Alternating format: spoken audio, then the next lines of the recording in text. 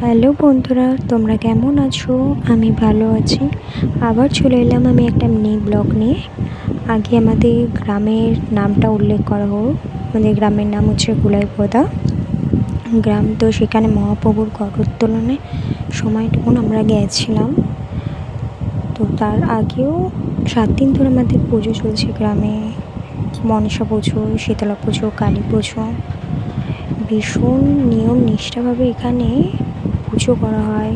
কথায় আছে ভক্তি মানে ভগবান।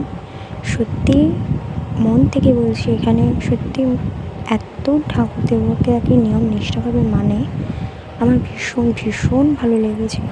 এবং এখানে এনজয় মোমেন্টটা এরাও এনজয়, মানে আমি সত্যি মানে ভাবতে পারিনি যে এত এনজয় করা হয় এখানে।